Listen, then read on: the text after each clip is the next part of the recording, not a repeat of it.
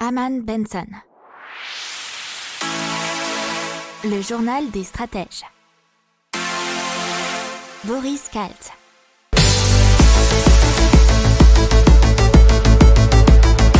Bonjour à tous et bienvenue dans le journal des stratèges avec la compilation de l'impact environnemental pour la semaine du 25 au 29 janvier 2021. Allez, on démarre avec le sommaire, avec un lampadaire bourré d'intelligence artificielle et connecté, des avions à carburant durable, comment stocker l'énergie solaire avec l'hydrogène, l'énergie qui est consommée en grande partie par le secteur du bâtiment dans l'Union Européenne, la honte de faire du shopping, une tour spirale qui peut absorber des tonnes de CO2, 100% d'énergie renouvelable, possible en Union Européenne, et Bruxelles qui investit dans des batteries de voitures électriques. Voilà, je vous souhaite une excellente écoute. Allez, c'est parti avec Green Tech Innovation, le lampadaire qui efface les factures d'électricité. Alors c'est super intéressant puisque apparemment il permet d'effacer totalement les factures d'électricité, voire même de générer de nouvelles rentrées d'argent. Pourquoi ? Puisqu'il y a plusieurs rangées de panneaux solaires qui sont apparemment hyper performants et qui se situent au-dessus de ce lampadaire. Il y a un système de réverbération et de double cellule qui permet de produire 2 fois plus d'électricité. Une autonomie qui est vraiment très très haute puisque l'hiver, la batterie peut tenir 4 jours et l'été environ 16 jours. Cette technologie, c'est de l'intelligence artificielle aussi, puisque ça rend la lampe totalement autonome, puisqu'elle est capable de s'adapter toute seule à toutes les situations afin d'économiser le plus possible d'énergie. Mais pour autant, on a un éclairage optimal, que ce soit la journée, avec du brouillard par exemple, ou bien la nuit dans l'obscurité la plus complète. Il faut bien savoir que même si le lampadaire est éteint et qu'il détecte la présence de quelqu'un, il va se rallumer tout simplement. La lampe collecte en temps réel beaucoup d'informations, que ce soit la météo, la charge de la batterie, l'intensité, la présence des gens dans la rue comme je vous ai dit, les analyse et calcule toute seule quelle est la meilleure option pour l'éclairage. Donc, fini les coupures d'électricité en plein milieu de la nuit et la présence ou non de gens. Alors, selon David Schkiri, qui est un concepteur, une étude faite sur la ville de Strasbourg permettrait de récupérer près de 30 € par lampe et par an. Sur 90 000 points lumineux, cela reviendrait à faire une entrée d'argent de 2,7 millions d'euros. Et oui, vous avez bien entendu. Donc cette lampe, c'est hyper simple apparemment à poser puisqu'elle se visse tout simplement en haut du mât qui est déjà existant. La durée de vie serait de 25 ans et la coque est presque totalement recyclable.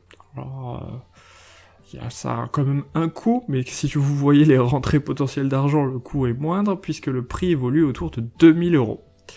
Apparemment, il n'est pas non plus nécessaire de remplacer tous les anciens lampadaires, puisque les lampes peuvent se connecter avec leurs voisines pour les alimenter. Je ne sais pas par quel procédé, mais c'est ce qui a été expliqué.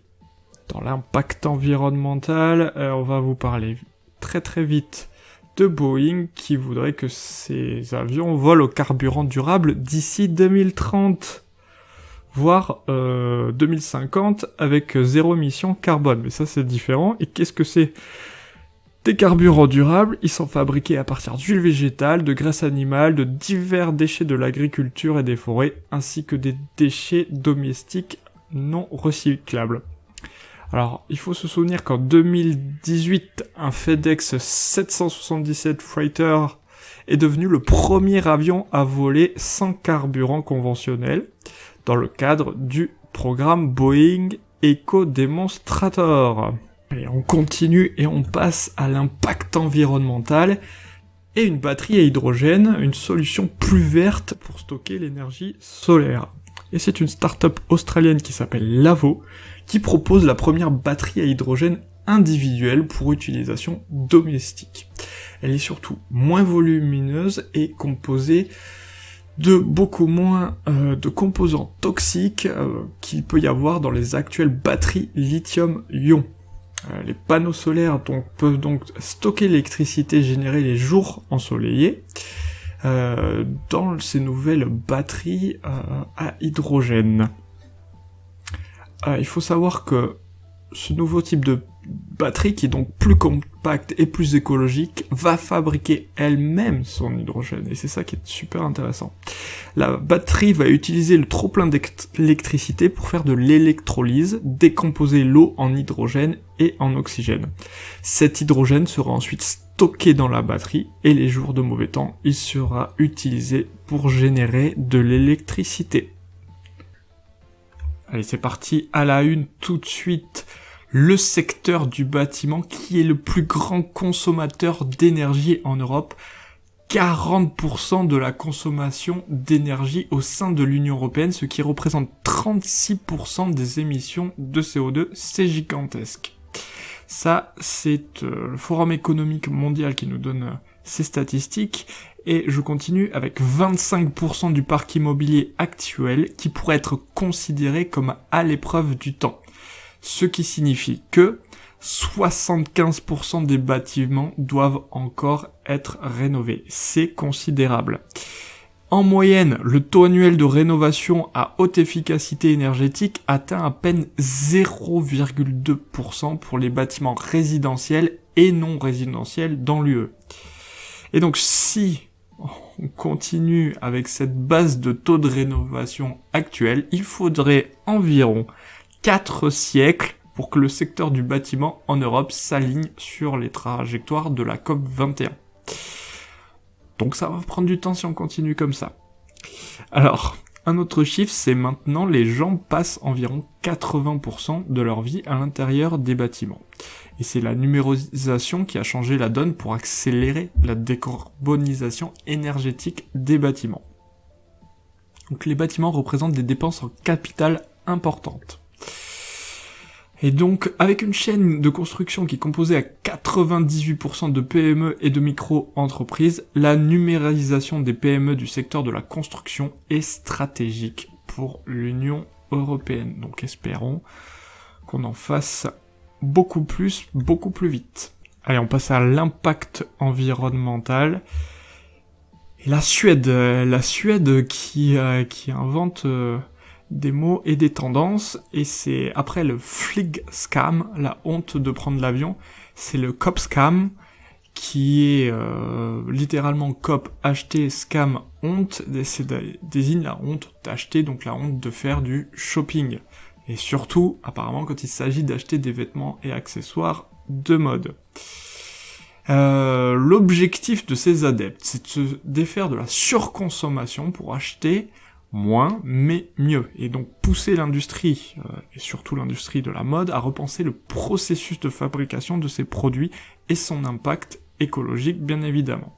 Ce qui est intéressant de voir, c'est que ce mouvement prend de l'ampleur, et c'est un mouvement, alors on va pas dire national et politique, mais pas loin, puisque la ville de Stockholm a décidé d'annuler sa Fashion Week annuelle en 2019, ça allait du 27 au 28 août, pour protéger l'environnement, car les précédentes justifiaient d'un mauvais bilan carbone. Il faut savoir qu'à l'échelle mondiale, la production des habits représente 20% des rejets d'eau usés et 10% des émissions de CO2. Et selon d'autres études, provenant notamment de la fondation Ellen MacArthur, cela risque d'empirer d'ici 2050, puisque ce secteur devrait représenter 26% des émissions de gaz à effet de serre. Allez, on continue toujours dans l'impact environnemental, et on part à Taipei, donc vers Taïwan, où un Français a créé une tour spirale pour absorber des tonnes de CO2. Et on avait connu déjà la Bosco Verticale, qui avait été créée par l'architecte Stefano Boeri à Milan en 2014. Là, on parle de Vincent Caibo, l'architecte qui a créé à Taipei une tour en spirale. Son projet avait déjà été retenu dès 2010 pour construire cet ensemble résidentiel estampillé développement durable dans la capitale taïwanaise. Alors le nom, je vais essayer de pas trop l'écorcher, ça s'appelle Tao Zhu Yin Yuang. Et dans cette tour en spirale, effectuant une rotation de 90 degrés sur elle-même, vous avez des jardins et parfois même de petites chutes d'eau. Vous avez surtout 23 000 arbres qui doivent permettre au bâtiment d'absorber jusqu'à 130 tonnes de CO2 par an. Donc le bâtiment qui a une double hélice qui évoque la structure de l'ADN peut aussi adopter un profil de pyramide, mais ça, vous irez le voir par vous-même. Alors soit, vous l'avez déjà vu si vous vous êtes abonné à notre newsletter sur Aman & Benson, rubrique média ou dans la description de ce podcast, soit vous ferez une petite recherche personnelle sur internet. Alors apparemment sa forme en cascade permet de créer aisément des multiples jardins suspendus qui dépassent largement les 10% de surface intérieure imposée par ce projet. Allez, on commence tout de suite avec à la une, le 100% d'énergie renouvelable, comment est-ce possible ? Alors, ça c'est RTE, donc le réseau de transport d'électricité et l'Agence internationale de l'énergie, l'AIE, qui se sont interrogés sur la faisabilité technique de ce projet dans un rapport publié mercredi 27 janvier. Et donc le but c'est d'être en 2035 déjà à ce que la part du nucléaire ne représente plus que la moitié de la production d'électricité. Et donc pour que les énergies renouvelables prennent le relais, à savoir l'éolien et le solaire. Et donc pour le moment, il va falloir déterminer la faisabilité technique de ce mix électrique. Et donc c'est à voir. Et donc, pour cela, il va falloir respecter 4 conditions strictes et cumulatives. La première condition, c'est d'assurer l'équilibre du réseau avec des capacités de pointes pilotables. On vous a parlé des pointes pilotables la semaine dernière, donc je vous invite à réécouter les précédents podcasts et les précédentes émissions, voire de lire les précédentes newsletters. Si vous n'êtes pas abonné à la newsletter, n'oubliez pas de vous y abonner facilement dans la rubrique média de Aman & Benson Stratégie ou alors dans le descriptif de ce podcast.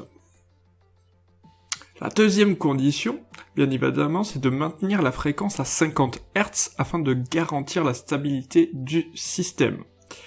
Alors, dans les détails, en dessous de 60% d'ENR, dans le mix électrique, les moyens actuels déployés dans le réseau suffisent. Entre 60 et 80%, il en faut de nouveaux. Au-delà, il faut imaginer des solutions. La troisième condition, c'est de maintenir en permanence des capacités de stockage pour compenser les aléas en temps réel.